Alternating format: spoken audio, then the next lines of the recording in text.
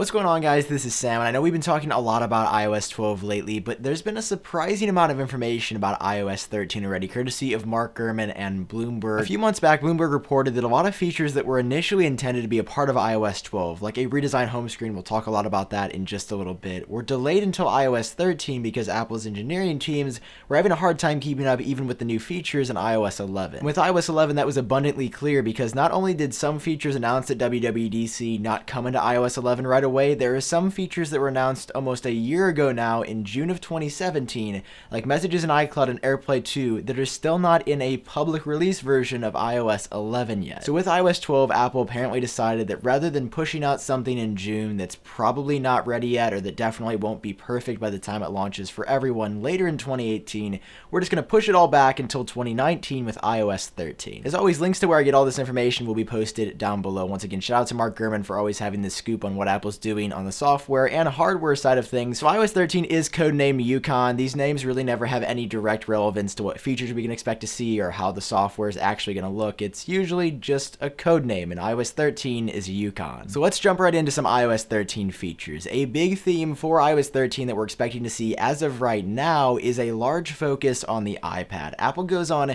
these really weird waves. I don't know if you've noticed it, but I have, where some releases super into the iPad, lots of iPad features there, and then it'll go down the next year. With iOS 11, so many iPad features there, made it a lot better than with iOS 10, and then we're going to go down with iOS 12. Really not any iPad focus there. And now with iOS 13 again, Apple's really ramping up the iPad features, and we're going to see a lot there. The first thing that we're said to be seeing with iOS 13, specifically related to new iPad features, is a redesigned version or updated version of the Files app. It's in a weird state right now. It sort of works, it sort of makes sense, but it's not that great overall. There's also going to be some incredible new multitasking features for the iPad. I'm incredibly excited for both of these to come to the iPad. The first one is tab-like functionality from the Mac that Apple is said to be working on to implement in the iPad. One of my biggest problems on the iPad right now is that if I'm using Pages, I can only open one document at a time, or if I'm making an image in Pixelmator, I can only open one image at a time. On the Mac right now, you can have multiple documents open in the same application, and then you can just tab through them rather than having to open them up in different places or export them to view them side by side, which are workarounds you have to deal with right now on the iPad. It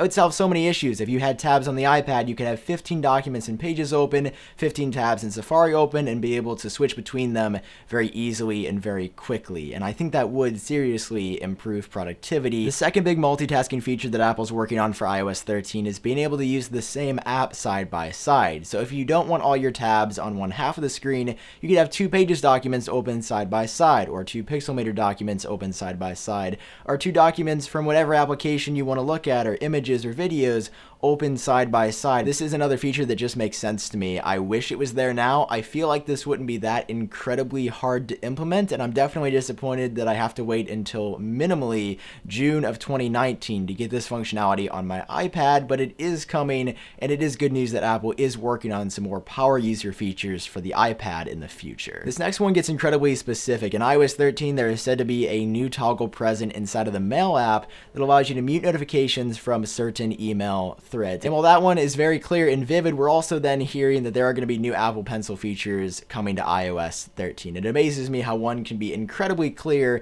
and then the other one is very opaque. We have no idea what these Apple Pencil features could be or even what they might look like or how they would function. There's also said to be a new version of the Photos app coming in iOS 13 that would automatically suggest images that you might be interested in viewing. I'd love to hear how that algorithm would work or how it would know exactly what images you would want to view at a certain time, but that has probably been delayed from iOS 12 to iOS 13. I mean, a lot of these to me sound like relatively simple features and changes that Apple just decided to delay to iOS 13, which is disappointing, but I'm sure that when they hit iOS 13, they will be incredibly refined. At least I hope they'll be refined after pushing them back almost a year. And finally, there is one last change said to be coming to iOS 13 that was initially planned for iOS 12, but that was pushed back. A redesigned home screen on iPhone, iPad, and a redesigned home screen on CarPlay as well. I cannot wait to see what Apple has up their sleeves. The home screen on the iPhone has remained identical to how it looks now since iPhone OS 1.0. Nothing has changed. You have the dock at the bottom, you have your app icons in the middle and near the top. And while you might have got more icons over the years, or the app icons may have changed and they look a little bit different now than they did in 2007, the actual functionality of apps on a home screen and a dock at the bottom has remained identical for like 10 years now. Right now, we have no idea how this home screen is going to look. Mark Gurman says it will be focused on the iPad, so like the redesigns will probably be more present and more apparent on the iPad than on the iPhone, but it will apply to both the iPhone, to the iPad, and to CarPlay interfaces as well. I'm so excited to see what Apple's working on. I have no idea. I don't think anyone knows for sure, even has a clue what Apple's been working on right now, but this is one of my favorite concepts. This was from the jailbreak scene back in the day. I believe it was called iOS blocks, and it was the idea where you could expand an application by like pinching on it, and you would get a music mini player, and it would take up like 4 icons worth of space instead of just one, and you could drag these little blocks and widgets around, very similar to what Android has had since pretty much the beginning of Android.